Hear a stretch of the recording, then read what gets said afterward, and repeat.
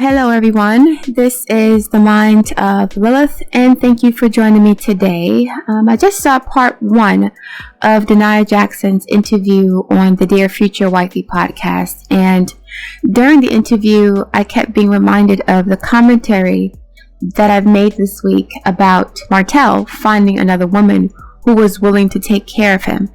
I said that men like Martell will never have a problem catching a good woman or finding a good woman. They'll never have a problem finding another partner because in our community we put black men on a pedestal. And I've been saying this throughout the history of my channel.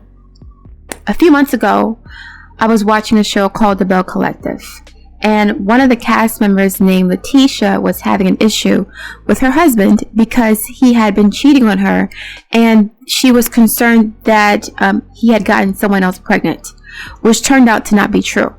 But I said that women like Letitia and women like Tisha from Love and Marriage Huntsville, they put their husbands on a pedestal. They're okay with their man cheating on them as long as they can maintain their status of being the wife or a wife. Okay, I said this more than 6 months ago. And I also said that women are okay with men doing them dirty and cheating on them as long as he puts her above other women. There's an SOS song called Just Be Good to Me, and the chorus goes, I don't care what you do to them, just be good to me. I don't care about those other girls, just be good to me. And we saw this play out with Arionne and Melody. Arionne did not care about how Martell was treating Melody as long as she got what she wanted. As a matter of fact, Arionne was happy to be used to hurt another innocent woman because, again, the man is the prize. He's the trophy. He's put on a pedestal. Martell was the king. So forget sisterhood. Forget looking out for other women. It's not about that for us in our community. Not for black women, for the most part. Last year, a content creator named Melody King, who's like a bootleg Kevin Samuels, she said that she was okay with women competing for high value men. And in my commentary, in my response, I said that it's not a good idea for any woman to compete for any man because there's less incentive for that man to stop the game. Why would a man who's receiving everything that he wants from all of his options, why would he stop that from happening? Why would he end a relationship with women who are beautiful, attractive, intelligent, nurturing, caring, good in bed, and willing to compete with other women for his attention? Like, why would a man let go of all those options if he has great options? There are lots of beautiful women in the world, and we know this. So why would a man who has all these beautiful women at his beck and call stop the game? Why would he stop them from competing with each other by choosing one woman? He's not going to choose unless he has to. And even then, he doesn't really have to because women like Denia are like willing to hold out the longest. And so whoever holds out the longest, you have the prize. So it doesn't work when women have to compete for a man because they lose their leverage. The only reason why I think Derrick Jaxn married Denia is because she got pregnant by him and had his baby. And he didn't want to be put on child support. He wanted to be around his family, whatever the case may be. So he was like, sure, I'll marry you, whatever. He didn't really care about it anyway. But yeah, she wanted to hold out for marriage like the rest of the women. So you have all these beautiful, successful women competing for men who treat them as if they're disposable. Denia Jaxn allowed Derrick Jaxn to abuse her because she put him on a pedestal. She was looking for her father's love. She was looking for her father's affection, his attention, his approval. She mentioned this. She was looking to be put on a pedestal by putting a man on a pedestal. So if I worship this man and I, revere him and I honor him and I treat him with respect, maybe he'll give me that same treatment. Maybe he'll treat me the same way that I'm treating him. That is what a lot of women are trying to garner when they go through these struggle relationships with these men. They're looking for the respect and the validation that they don't have for themselves. So again, Denia was looking to be put on a pedestal above all the other women that Derrick Jaxn was having sex with. And you can tell that this is true because, she felt validated when he proposed to her. She was happy when he proposed to her, right?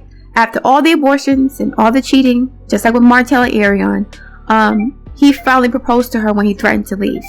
And when he proposed to her, when Derrick proposed to Denia, everything was okay. Everything was forgiven, sort of, kind of, right? All the abuse and the disrespect and the cheating and the lying and the gaslighting and the manipulation, all of that was forgiven as soon as Derrick Jaxn said, I want you to be my wife because I love you more than these other women, so to speak. Denia wanted to win over the other women. And as I said before, a lot of women will hold on to a raggedy man because they don't want the other women who they're competing against to win. Women, black women in particular, are very competitive against each other. They will always lose the game with these men because they compete with each other. So I will hold on to and I will fight for and I will suffer for a man who disrespects me because I don't want another woman to get him, even though he's trash and he treats me like crap. The idea of him being trash for another woman is more bothersome than me having peace and quiet and solitude and self-respect. That's the issue. So we want to be the one who is chosen. We want to be the one who's put on a pedestal. So why would a man like Derrick and Martell stop sleeping around? This is not Derrick Jaxn's fault. Yes, Derrick Jaxn is a predator. Okay? He's a manipulator. He's a liar. He's a user. He's a whore. He's a narcissist. He's for the streets. All that stuff. But he was just taking advantage of a situation that was pretty much handed to him on a silver platter. These women were willing to put themselves on a platter for him to do whatever he asked because he was the prize. So throughout the cheating, Denia said that she kept complaining. She kept arguing with him about the cheating. She was mad about it, but you're still doing the same thing. You break up with him, make up to break up. It was like a long-term situationship that turned into a marriage. They never really dated like that. Like they went from situationship to marriage. And so they never resolved the issues that caused them to never have a committed partnership before marriage in the first place. The only reason why Denia was hurt about Derrick cheating on her, or so-called hurt about it, is because she put him on a pedestal. She valued him to the point where she sought his undivided attention. All she wanted was his undivided attention. And the more Derrick cheated, the more of his attention that she wanted. The more Derrick Jaxn cheated on his wife, Denia, the more she wanted to prove herself to him. So why would he stop? Again, why would he stop? This is not all Derrick's fault, okay? This is 70% Denia's fault. She came into the relationship damaged. Now, I'll say that she was very young when she got with Derrick. I think she was 19 years old. I'm not blaming her for her trauma. I'm not blaming her for that at all, okay? That's not fair. It is not Denia Jaxn's fault that black men were conditioned to be wolves and black women are conditioned to be sheep. That's not her fault, okay? Derrick Jaxn was taken advantage of the situation because he has no integrity.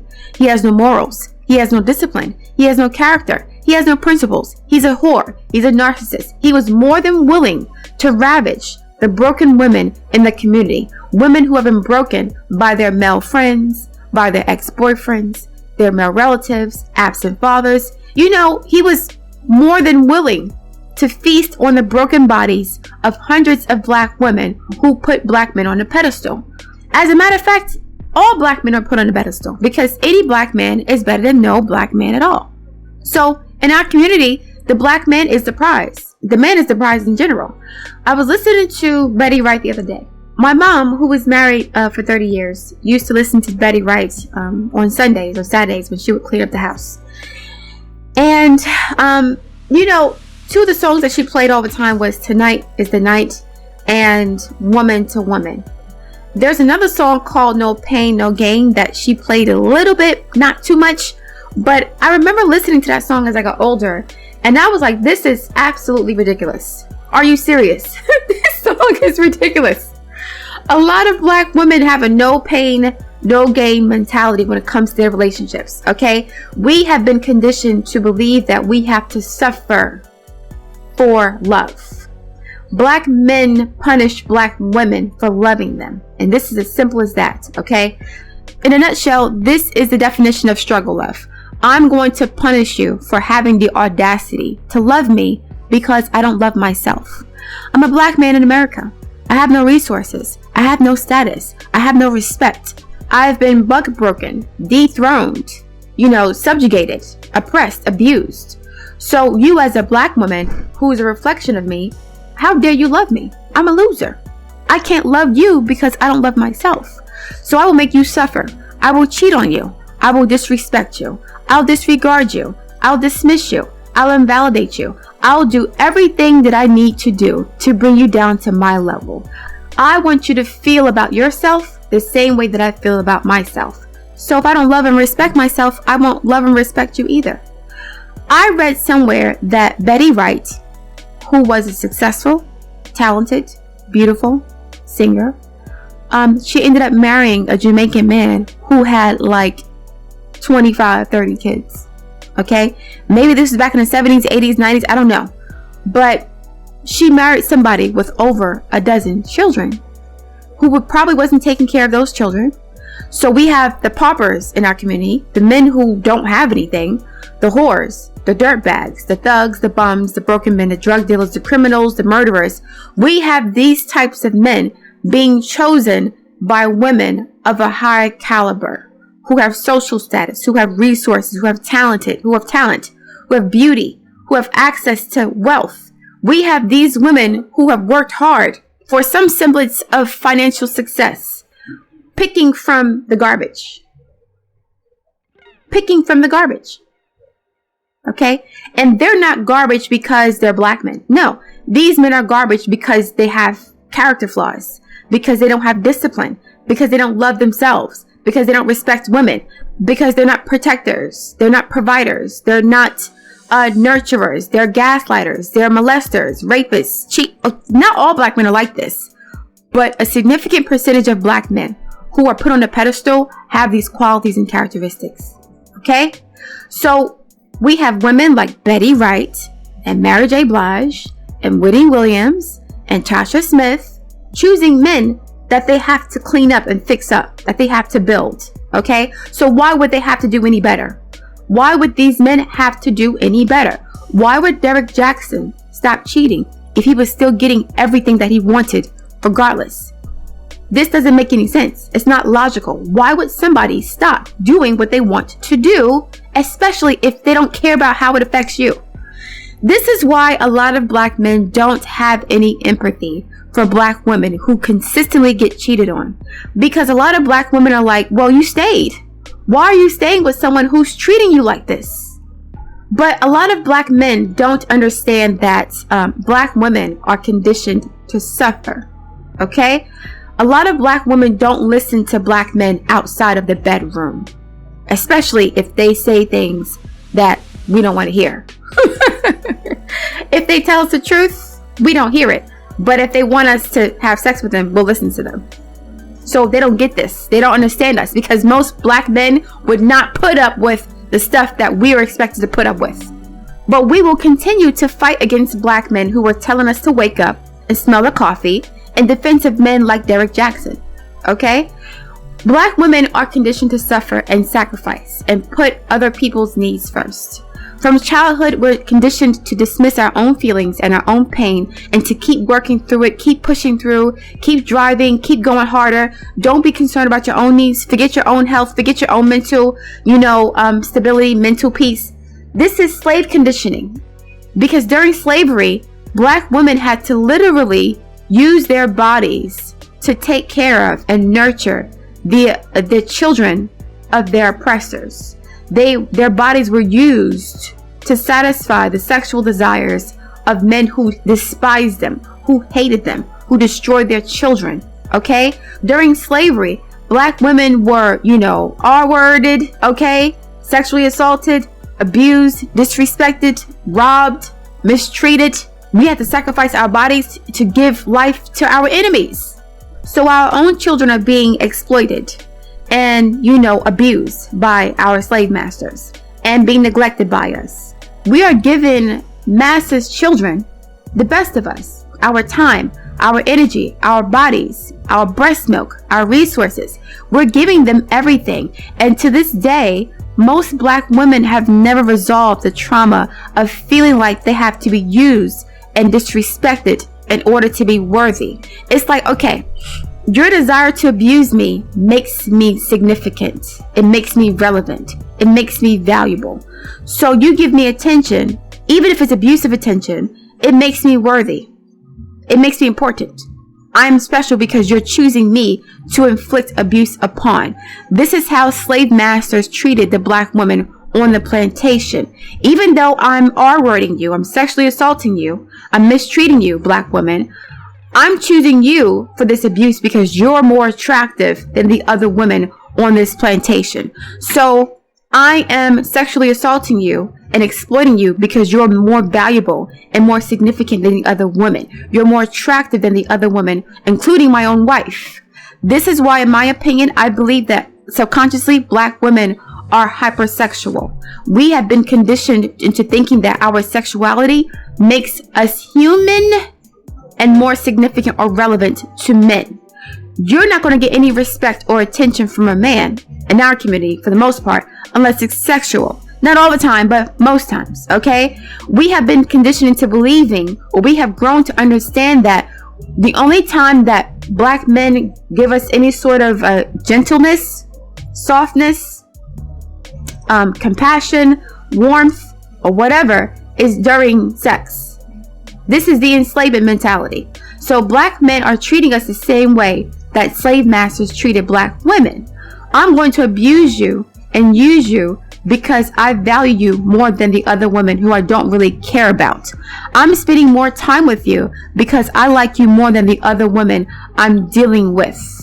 So even though I'm abusing you more than the other women, the fact that I'm even paying attention to you gives you value. It makes you significant and more relevant than the other women who are working the fields in peace. I have determined that you are important enough for me to abuse you, basically, okay?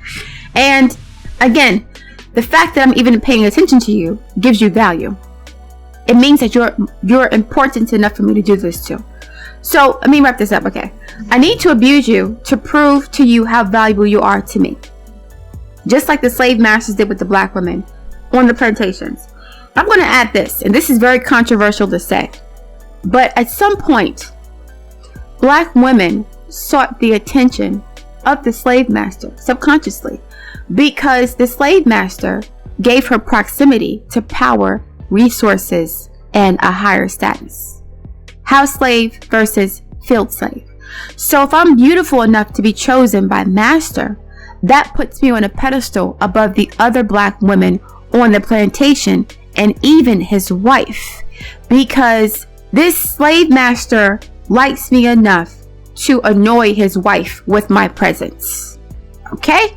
So now, compared to the other black women on the plantation in the field who are not as attractive or desirable to the slave master, I'm being treated like a princess. I'm being treated like an actual human being with feelings, with desires and needs. So even though I'm in a master-slave relationship dynamic and I'm being abused and I have no power, my Stockholm syndrome makes me subconsciously seek the approval and validation from my abuser because my abuser has all the money. He has all the power. He has the resources. He can protect me and my children. I don't have to slave in the hot sun with the rest of the women. I can sleep in a nice warm bed in the house.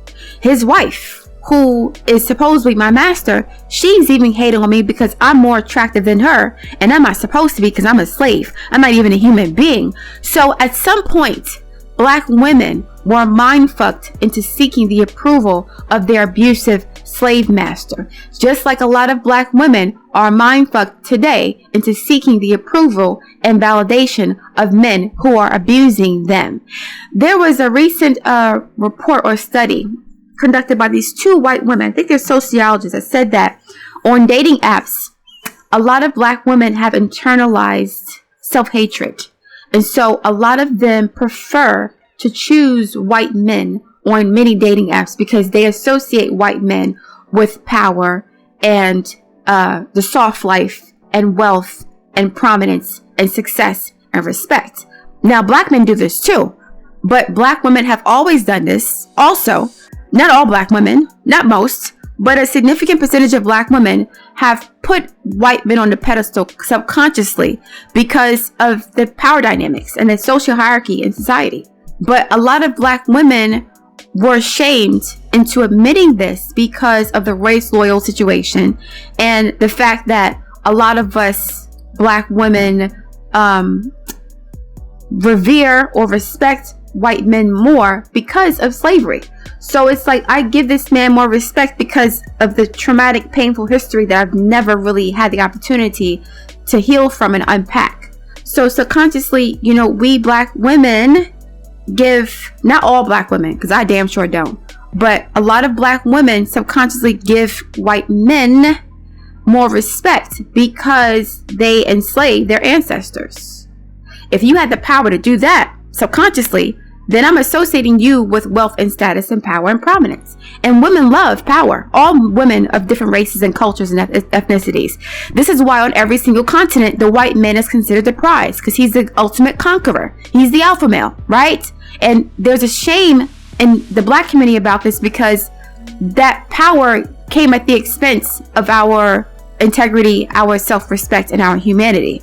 So I respect you and I put you on a pedestal, white man, because you have the ability to dehumanize me for generations. And that's why I said this is a crazy mind fuck. This is why Black relationship dynamics between Black men and women are very damaged and toxic, because we're mad at each other for slavery. Black men were upset with Black women because we could not stop the slave master from sexually assaulting us. We a lot of times protected our slave masters, okay, because of Stockholm syndrome. Black men have resentment towards Black women for that, and Black women have resentment towards Black men for not protecting them, for putting them in a situation where they're being sexually assaulted by mentally deranged white men. There's no protection for us. So we have this subconscious and hidden resentment and distrust towards each other because of the lingering effects of slavery that have never been resolved. Okay? But anyway, I'm going to say this more succinctly. Black women, a lot of Black women, not all Black women, but a lot of Black women seek the approval and validation of men who are abusing them.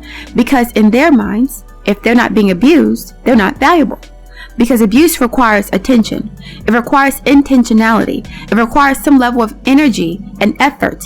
In fact, I'm going to say this, and it's controversial, but this is me. You know, this is the way I think. So I got to be honest. I think that a lot of Black women perceive ambivalence or being ignored by men as more disrespectful and abusive than actually being physically, mentally, emotionally, financially, and sexually abused. So if a random attractive man that we like because he's cute does not pay us any attention because we're not his type, we actually see that as a sign of abuse.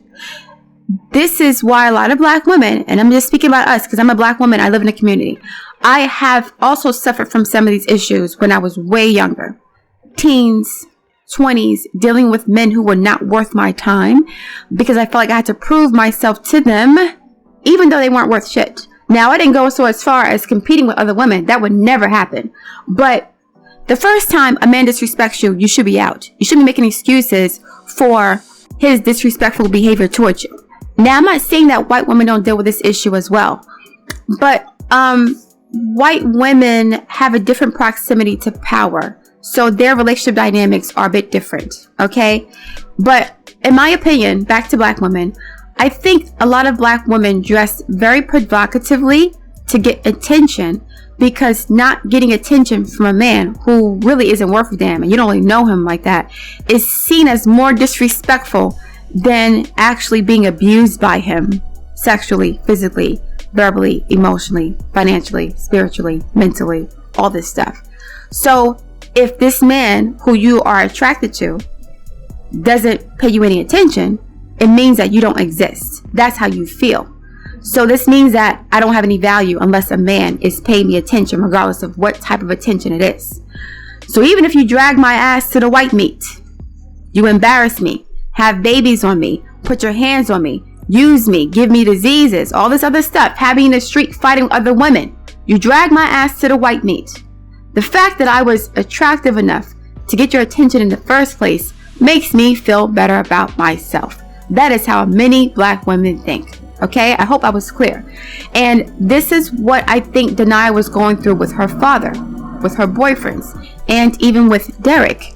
It is not Derrick's fault that he was a predator. It's not his fault he was a wolf and a snake. Okay, he took advantage of her brokenness, her naivete, her gullibility, and her desire to have a king god man dingo validate her.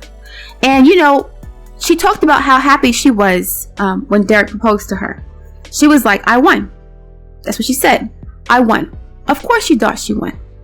She won what? She won Derrick Jaxn, the prize, right? The dark-skinned, muscular, black guy who looks like whatever. Okay, let me say this. Early last year, for those of you who have been listening to my channel since 2021, I talked about Derrick Jaxn when he was first exposed as being married and a cheater.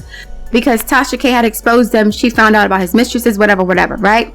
And then his wife was revealed to the world.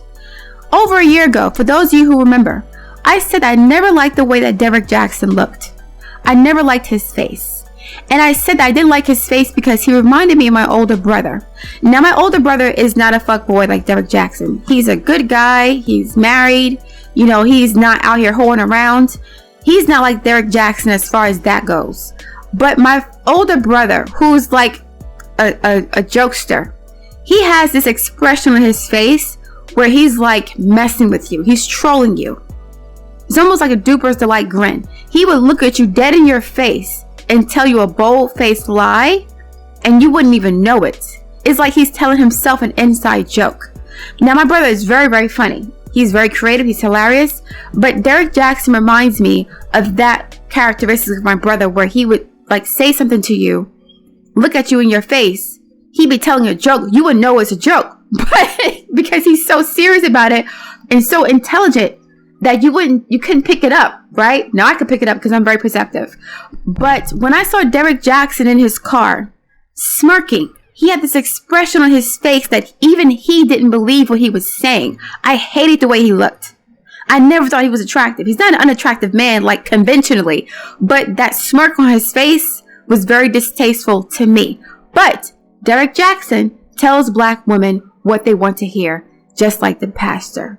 And when you tell Black women what they want to hear, you become their God. No matter how disingenuous, no matter how insincere, no matter how dishonest, no matter how ridiculous, no matter how false, it does not matter. As long as you tell Black women what they want to hear to boost their fragile egos, you're good.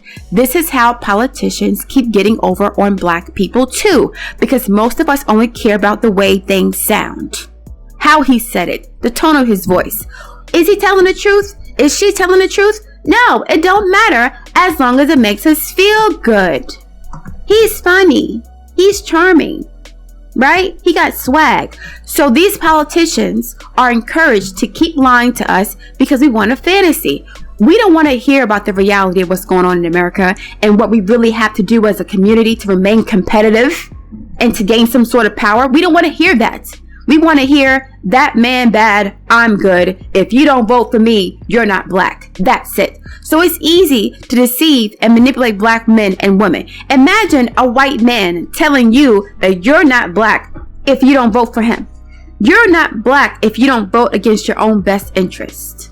Listen to the type of music that we've been supporting for the past 35, 40 years. Okay? We've been all types of hoes and sluts and thoughts and all this stuff, and we're twerking to our own denigration because it sounds good. So Derrick Jaxn is no worse than Creflo Dollar, than Joe Biden, than Obama, or any of these other people who feed into our delusions. Okay?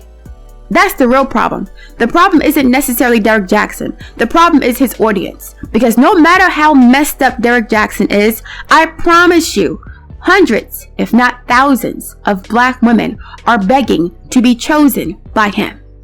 Okay? He's tall, he's dark-skinned, he's handsome, he got muscles, right? He got money. He's the prize. No matter how badly he treated his wife, no matter how much of a whore he is, no matter how much of a liar and a narcissist he is, it doesn't matter. He's tall and dark with muscles, with money.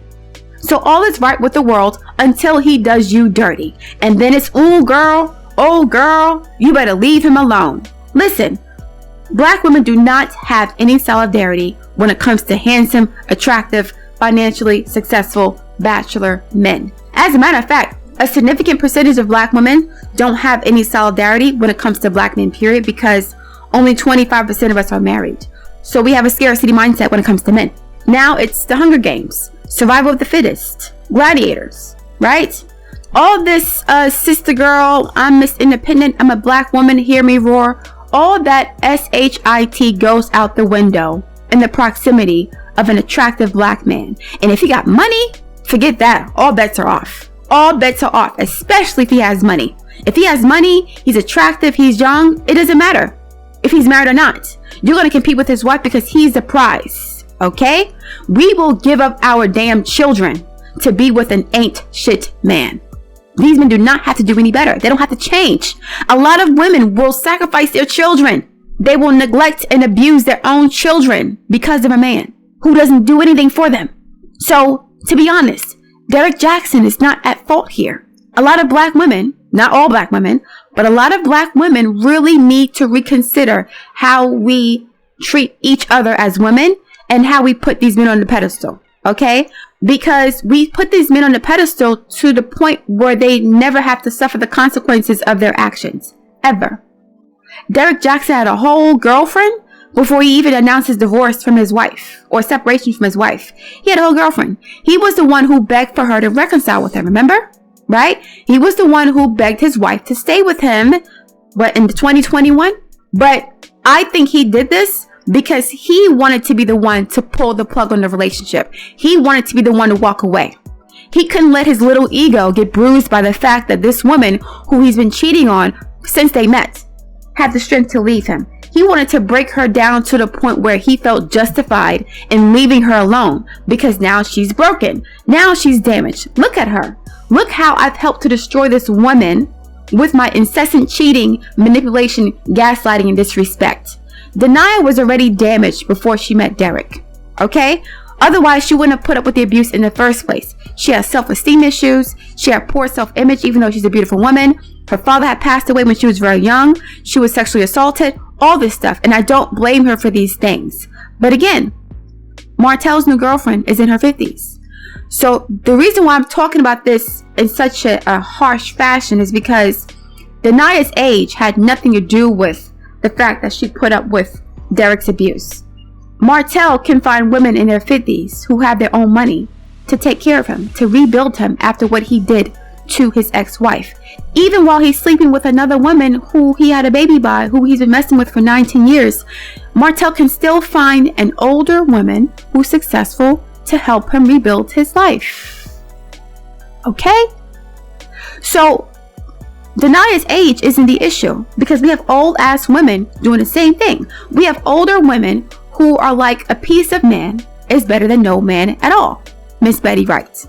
So these men who have no power, no resources, no desire to build and protect and provide, none of that. All they have to do is show up with a hard penis and a smile and be treated like a king. So why are we expecting them to do any better? Halfway through the interview, I started to feel sick to my stomach because I was like, you know, this is too much toxicity for me. And it's years and years and years. I mean, this is like self-flagellation, you know, and kudos to Denia for taking accountability, for participating in this. That's how you start to heal, when you take responsibility for your own actions. She kept saying that, yeah, she chose to do this. It wasn't all Derrick's fault. Why would Derrick stop sleeping with all these hoes if he can have me and all the hoes too? The hoes won't stop coming. As a matter of fact, the more successful Derrick got, the more hoes he met. So these women were still attending his conferences, paying for his seminars, paying for his merchandise, you know, supporting him on social media. They want to be the next Denia Jaxn. And this is why I said over a year ago, a lot of women who were talking shit about Denia, in my opinion, they were jealous of her. They had more smoke for her bonnet than they did for Derrick Jaxn's behavior. And they were low-key trying to imply that Derrick Jaxn should have cheated, or it was expected that he would cheat because of how she appeared. She looked really broken and damaged and downtrodden. That is what I peeped a year ago, okay? I remember feeling sick to my stomach when I started watching certain content creators talk negatively about his wife. And they were trying to make it seem as if they had an issue with her because she was putting curses on people and she was attacking his fans and so on and so forth. And that was why they didn't like her. No, that's not why they didn't like her. They didn't like her because they considered her a plain Jane who was with this muscular, handsome, chocolate, dark-skinned, successful, attractive black man who knew how to tell black women what they wanted to hear. He knew how to love and honor and cherish and respect a woman. That is what his whole platform is about. So if she's miserable and she's looking downtrodden, she's the issue, not him, because Derrick Jaxn knows how to treat a woman. He talks about how much he loves women all the time on his platform, right? He tells women what they want to hear. And the irony is, he was talking about himself. He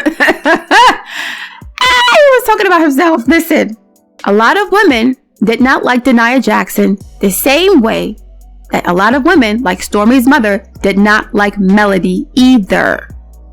Okay? A lot of women, like Stormi's mommy, had an issue with Melody because from day one, they felt like Martell was the prize. He was a bald-headed, handsome black man with muscles who cares about his kids. He's in the house. He's married. Even though Melody's running their companies, she looks good too. She's on a slouch. She's successful. She's intelligent. She's ambitious. All this stuff. It does not matter. Martell, the bald-headed dildo, is the prize. So in seasons 1 and 2, especially season 1, Melody was getting a lot more hate than Martell, because a lot of people said Melody was being fake, and Martell was a likable guy. This only turned around after Melody went on social media and exposed Martell for pretty much getting his mistress pregnant. And even then, it was a hard sell because a lot of people said that if Melody was doing her job as the submissive, doting wife, then Martell wouldn't have stepped out, right? And the tide began to turn when certain content creators began to expose why Melody was treating Martell the way she did. Okay? And even after Martell's tea has been spilled, to this day, many women want to be Mrs. Holt 2.0, including Arionne, including Miss Belinda, including Sheree, including all the other women who see Martell as the prize because he's a bald-headed, handsome black man. He's a unicorn. I've said this 50,000 times. Black women are competitive against each other, and as long as we're competitive against each other, these men do not have to do any better. We will continue to lower our standards for men who don't give a damn about us because their attention and their time, it doesn't matter about the quality of the attention or time, their attention and their time is more valuable than our self-respect. So a man can have 5, 6, 7 women in rotation. The more successful and independent the women are, the better, because these women are too busy, running their own lives, paying their own bills, working in their careers, too busy to babysit this grown man. And these men now don't have to take care of the woman either. So all the man has to do is come around, lay pipe, get all his needs met by 6, 7 different other women, then go home to his wife who gives him massages and makes him his home cooked meals, gives him the stability and the comfort that he needs while he's out here burning down the village with side babies and broken women.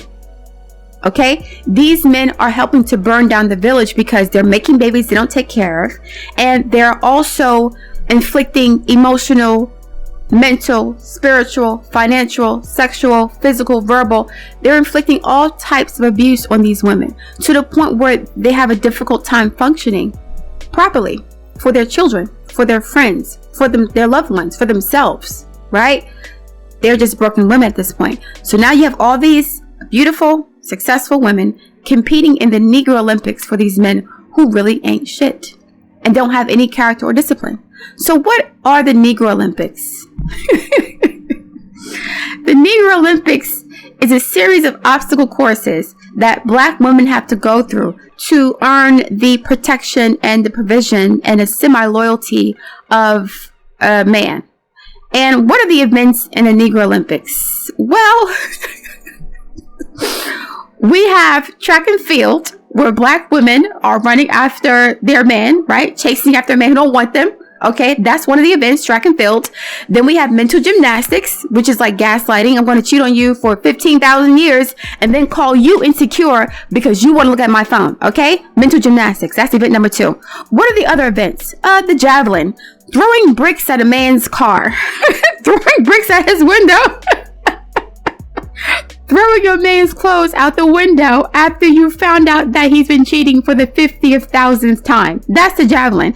And then we have the Negro Olympic sport of boxing. Fighting your man, punching him in the face, him hitting you back, right? Y'all get into physical altercations after you catch him cheating for the 50,000th time. And if you want to win the gold medal, you'll let him beat your ass because he thinks you're cheating on him after he cheated on you 50,000 times.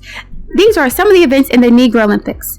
I'm going to expound on the Negro Olympics some more in the future, but back to Denia, okay? I'm happy she left Derrick. I'm happy she's finally found peace, and she's finally, well, I don't think she's fully healed. I think she has a lot more work to do. She's still trying to curse people online. I saw some of her responses in the comment sections on my Instagram. She's still trying to curse people. You know, rebuking him in the name of Jesus. When you combine religion and mental illness and penis worship and low self-esteem and trauma, you get a bunch of mess and toxicity and confusion and dysfunction. She needs a lot of therapy, and so does Derrick Jaxn for his narcissism. Derrick Jaxn did not even want to acknowledge or hear about how badly he hurt his wife. Right? They were supposed to go to pre-marital counseling. They did, sort of. And she was telling him of all the stuff that's happened over the years. And he didn't want to hear it. And to be honest, I get it, because why are you telling him all this stuff now and you stayed with him? Like, either you're going to forgive him or you don't. If you didn't forgive him, why are you still there? Do you want to punish him with your stupidity? He don't care how he treated you. That's why he did it. Even though Derrick Jaxn is a narcissist and a whore, and not a good person in my opinion, he is not the source of Denia's problems. He didn't help much, but she was already broken before she met him. And if it wasn't going to be Derrick, to be honest, I think it was going to be somebody else. Denia talked about having a soul tie with Derrick Jaxn. And I'm glad she mentioned that, because I have written out my essay about soul ties. And it's, you know, I've been doing this for the past couple weeks. It's pretty much done, but I've been adding more information to it because of the news stories that are coming out. I want it to be as relevant as possible. I'm going to post this on Sunday. Okay, so it's pretty much done. But yeah, I'm going to do a part 2 of this because there's a part 2 of the interview. But the long and short of it is this: women like Denia Jaxn are going to continue to suffer because they feel like suffering is the price they have to pay to get a high value man. And for many black women, any black man is a high value man. That is the crux of the issue. And so men like Derrick Jaxn don't have to change their behavior, because there are thousands of women who are willing to be Denia Jaxn's replacement. There are thousands of women who will continue to attend his conferences, especially for older women in their 40s and 50s and 60s who've been single for years. Women like Iyanla Vanzant, who are happy to share a man. These men don't have to change their behavior because the bar has been put in hell. And the bar is in hell because millions of black men have been socially disenfranchised by the prison industrial complex. This was done intentionally to create the toxic relationship dynamics that black women and black men have to this day. One of the issues that I had with Denia was the fact, and a lot of black women, to be honest, one issue that I have with a lot of black women, and I love black women, I'm a black woman myself, it's the constant complaining about something that you are actively participating in. Constantly complaining about somebody cheating, somebody lying to you. You're doing the same thing over and over again and expecting a different result. Why are you complaining about the same issue for 5 years consistently? At some point, if he don't change, then you got to change yourself. I hope you understand this now. If he's not willing to change for you, if your man is not willing to change for you, you have to change your perspective of yourself and the relationship. Derrick Jaxn does not have a problem with cheating. You do. Okay? Martell Holt did not have a problem with cheating or being with other women. Melody did. And so Melody got tired of complaining, and so she left. It's that simple. Arionne, I don't know what she's doing, but she's not happy, and she's continuing to participate in a relationship that she's not happy in. That's on her at this point, right? Why would Derrick Jaxn stop doing something that he has no problem with doing? He enjoys it. He enjoys cheating. He enjoys having sex with multiple women. Why would you want him to stop doing something that he enjoys if you say you love him? This is who he is. So if you love him, you have two choices. Be quiet and let him cheat in peace, or leave him alone. Okay? The nagging and the complaining is extremely counterproductive, and it's crazy. It's insanity. It is insanity to complain about the same issue 15,000 times. Right? And Denia was being cheated on before they got married. So I get it, when you're married, things get more complicated. There's a lot more to lose. But if you're not married to somebody who's been dogging you out since you met them, why would you go on to marry them? Because you want to be the prize. You put the man on the pedestal. Everything that he does to hurt you doesn't matter as long as he says he wants you to be his wife. So Denia said that they had a schedule of when they would go to see Derrick. There was a rotation of women who would be intimate with Derrick. He had him on his schedule. They were at work. He was working. He was putting in work, right? He was laying pipe on a consistent basis. And these women knew about each other. They were competing against each other to see who would win. That's not Derrick's fault. Okay? So what are you complaining for? Why are you complaining for? It's like we want these men to treat us better than we treat ourselves. A lot of women want the men that they're dating to treat them better than they're treating themselves. White women have a different set of issues because they're conditioned differently, again, due to their proximity to white wealth and white power. Things are different in the community because there's not a deficit of eligible bachelors in the white community. They didn't have to go through mass incarceration like black men did, okay? So it's different. But a lot of black women, we want our men to treat us better than we treat ourselves. And this is why Black Lives Matter was able to swindle the community, because we expect the police to treat us better than we treat ourselves. I'm going to talk about that some more next week. But a lot of black women see black men as akin to God. We expect these men to heal us from our own trauma, but they end up just inflicting more trauma on us because they don't have the capacity to love us in the way that we need to be loved. Right? I want this man to love me. I want him to put me on a pedestal and choose me before all other women. Okay? I want to be Cinderella. I want to be Rapunzel. I want to be Sleeping Beauty. I want to be the Beauty in Beauty and the Beast. Right? Derrick Jaxn is the frog in The Princess and the Frog. He's the Beast in Beauty and the Beast. He's the big bad wolf in Little Red Riding Hood. So what happened to all these characters? These characters were turned into wolves and beasts and frogs because they were fucking around and destroying the community. And what happened? A young girl sacrificed herself to give these frogs and beasts and wolves love. The bitter old wicked witch stepmothers were probably their ex-wives that they did dirty. Okay? That's what it is. So a lot of us are like, la la la la la la. Doesn't matter how he treats this woman. He's cute. He has muscles. Don't matter. He could do us dirty. As long as he's giving me attention and penis, it's all right. And because he's giving his time and attention to me instead of her, I'm better than the next woman. My booty is bigger. My boobies are bigger. So even though he's using me for sex, the fact that he's using me for sex makes me better and more desirable and more attractive than the next woman. So let me get my ass done and my boobies done to be more desirable for men who really ain't shit. Just so that I can look down on the next woman who doesn't have a body or the hair or whatever, right? I mean, a lot of us do this. I've never done it personally, but a lot of black women and women in general do this. And it's not because we're inherently bad. Black women and women in general are not inherently bad. We are just very damaged and broken because of slavery, because of the patriarchy, because of mass incarceration, because our men are broken, because we lost our culture, because we don't see ourselves as extensions of divinity. The purpose of the Abrahamic religions, Judaism, Christianity, and Islam, was to take the God out of the woman, out of us. So you're looking outside of yourself to find God. And according to the Abrahamic religions, God made man in his image. Man. So every man is considered a god to us, no matter how shitty, raggedy, fucked up, and useless he is. But I'm gonna leave it there. If I offended anybody, I do apologize. I'm not blaming black women for being damaged. I'm saying that we have to take responsibility for our own happiness and well-being. We have to stop putting these men on a pedestal and then blaming them when they look down on us, on the pedestal that we put them on. You put them on a pedestal, so why wouldn't they look down on you? Why would they treat you with respect? You don't respect yourself because you think that God is outside of you instead of within you. You're looking for Jesus to save you when you have to save yourself. Denai kept mentioning that she wasn't saved. She wasn't saved back then. And she has to get rid of that religious indoctrination. She has to. It's necessary for her healing.